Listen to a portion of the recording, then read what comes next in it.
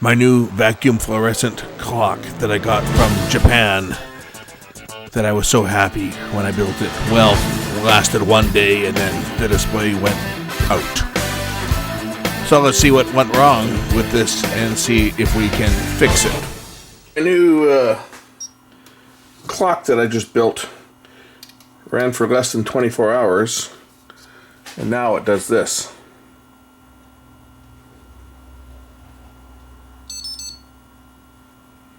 No display. Interesting. So we have to check and see why it's not working. So first things first, we need to check to see whether the boost converter is still functional, because with no boost we won't get any light.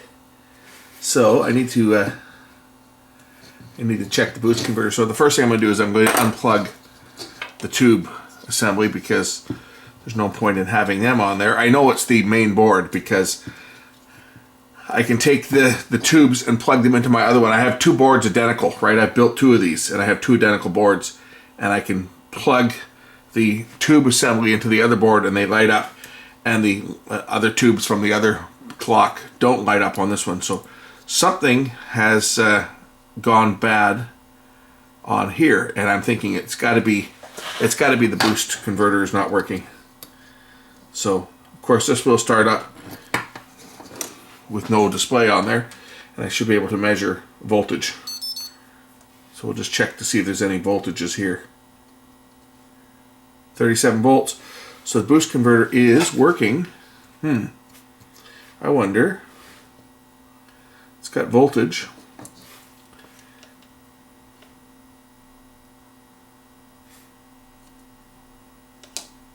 Yeah, that's working.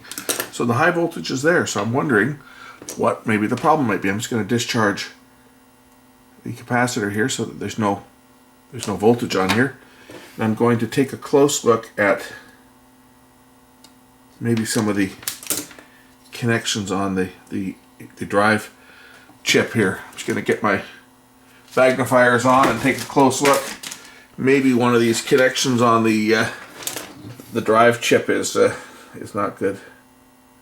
Now I know what you're thinking. Now you're thinking I've missed something, right? Maybe a connection isn't any good, and it worked for a day and then it died. So I have to think that maybe one of the connections isn't any good, or maybe a component has gone bad. There. Yeah, look good, but I can't find anything wrong at this point. So we're going to have to dig a little deeper on this. I'm just going to try and reflow the header here. This one pin doesn't look like it doesn't look from this angle like it's soldered properly. So I'm just going to redo this header. Of course, this is not the problem, and I'm going to make this board look really ugly by the time I go and resolder everything that I suspect might be the problem, because, well, we'll find out. I wasted much time on this bloody clock, and I'm telling you, this is where when you run into open source, I'll tell you right now, it's a software problem. It's got nothing to do with hardware. It's a software problem. But this thing took me so bloody long to find a software problem. This is what happens when someone takes open source Adafruit type code and just builds their own little board, and the documentation, they don't really fully understand what the capabilities are of the software.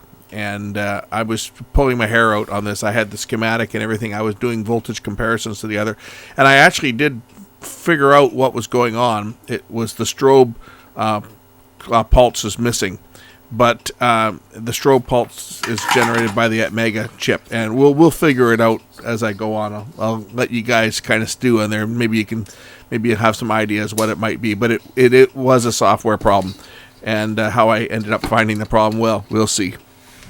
I'm just going to swap the chips here from the working one to the other, because I think possibly the chip may have popped. So there's one chip out. This is the good board here. This is the one that is not working. Now, I was fortunate because I had two identical boards. So I had the components, and a lot of people think maybe you got a bad chip, and that's the first thing I thought was maybe the vacuum fluorescent driver chip was bad. So here we are. I dig out the God. one chip, and we're going to swap them over here to see whether it solves the problem. It doesn't. Okay, 'cause it's got nothing to do with this. Although at this point, I don't know. Now, see, the difference between them is the first one I built, the red light is reversed. So this is the data light that flashes. So the new one I built, the green light, is the one that blinks when it's powered up. I've just changed the driver chip, and we'll see whether it lights up.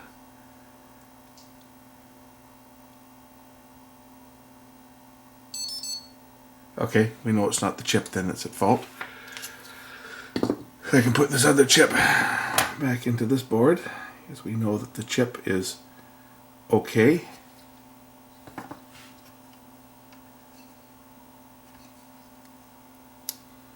As you see, if I plug this shield into the display shield into this board, it works. And I'll take the display shield, I'll take the other board and plug it into here too, to prove that the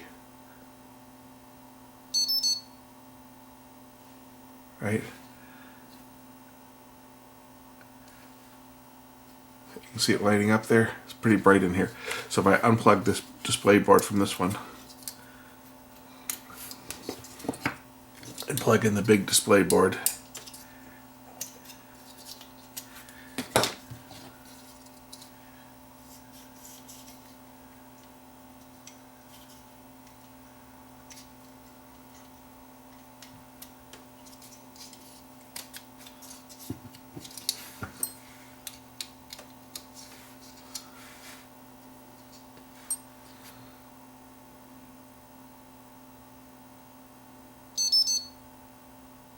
see that it does light up. So it's not the display board that's at fault. It's the main board has a problem. So now I just have to determine what the problem is, why it's not working, what voltage have we lost. Okay, I've got the schematic for the little clock here, and I've got to try to figure out why we're not getting any display off of this particular board on either of the displays, and the other one works fine.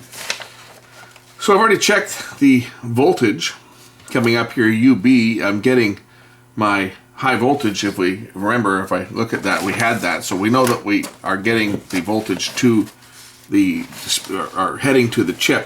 What I need to determine is I need to determine if the voltage is actually getting to the display driver chip. Our boost is there, so we know that it's working here. But VCC comes in, should come in on pin 28, and then it goes in blanking into pin number 18 through R10, which is a 10K resistor. And R10 is, where is it? Is that this one down here? 5 volts, and then this is my 37, so that's pin 24. Interesting, because it says pin 1, but pin 1 appears to start right in the middle of the count here. Right, it shows that pin 1 is my high voltage, and pin 28 is my my 5 volt supply. So then pin 13 should be the blanking. So if we count around here, pin 1, 2, 3, 4, 5, 6, 7, 8, 9, 10, 11, 12. This should be pin 13. Yeah, that's got 5 volts on too. Interesting way that they count these things.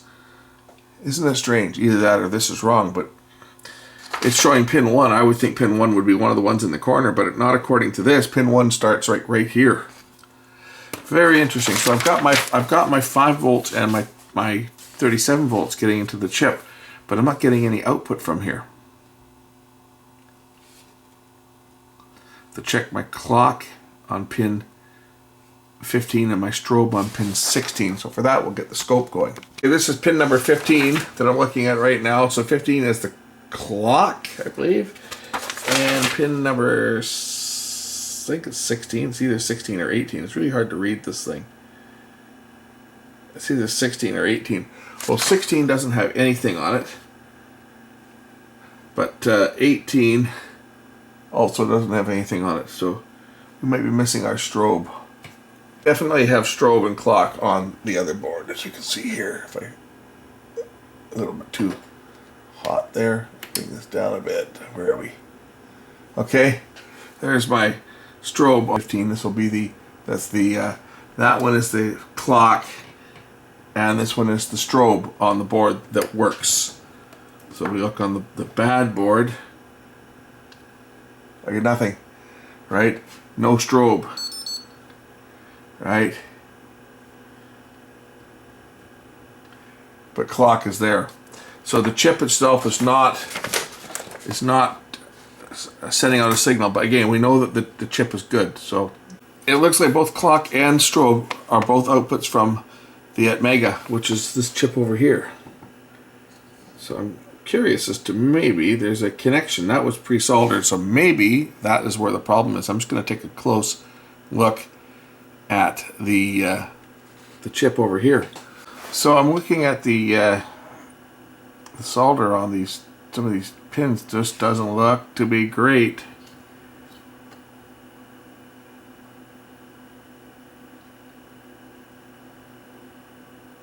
I think I'm going to just reflow a few of them.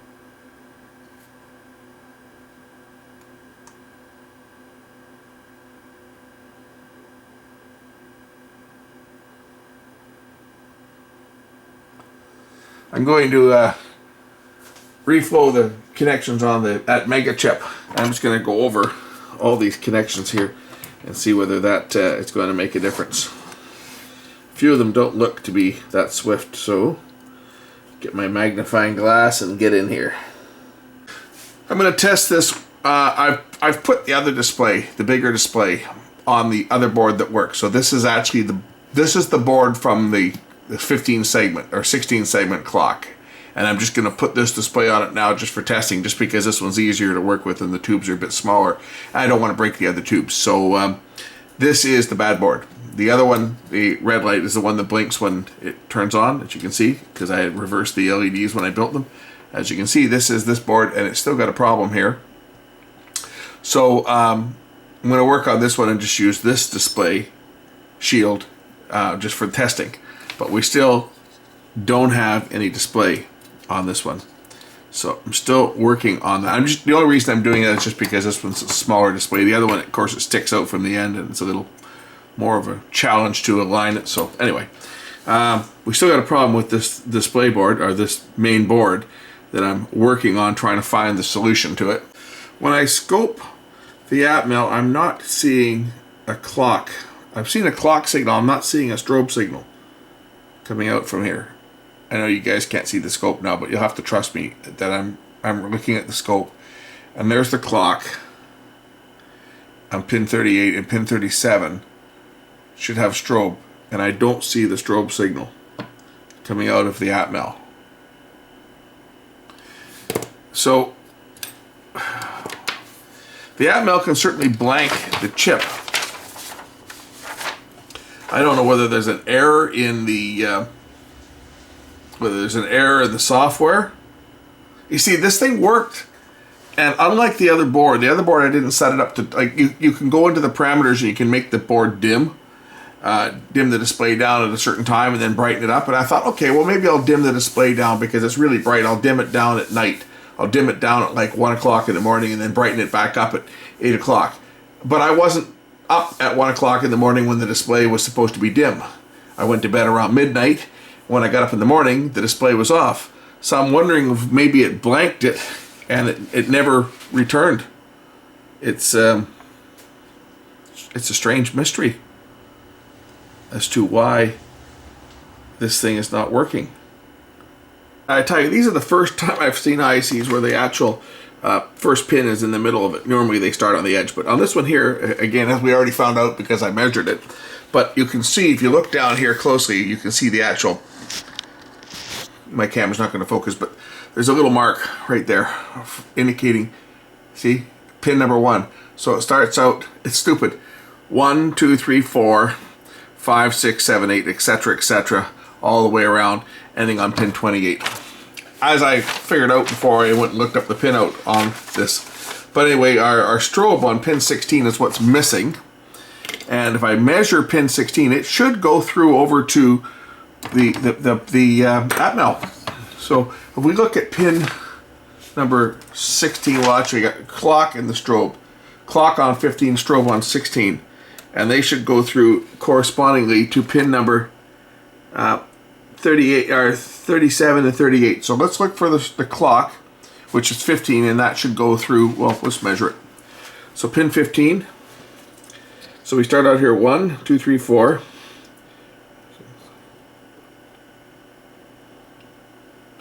Pin 15 is here, and pin 15 should go through to pin number.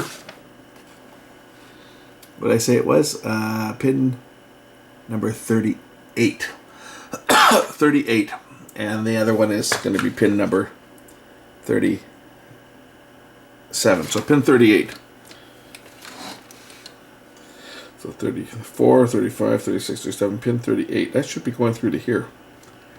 Oh, my meter's off. Might help. Which it does. The next pin over is the clock. And it's going through. Interesting. So the clock is going through to this pin, to the IC. So why the hell is it not working? We'll reset the chip.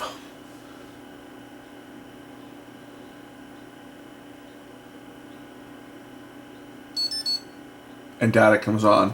We should have a display, but none of the high voltage outputs have got anything on them.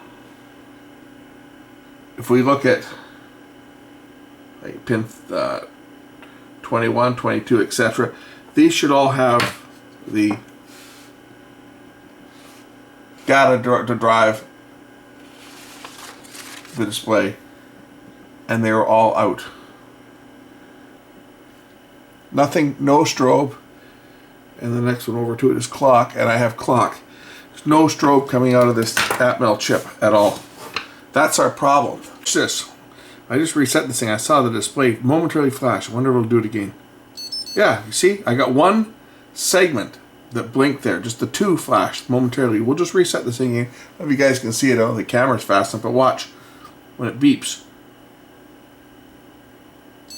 Didn't do it that time, but it did do it the few times there when I hit the reset button.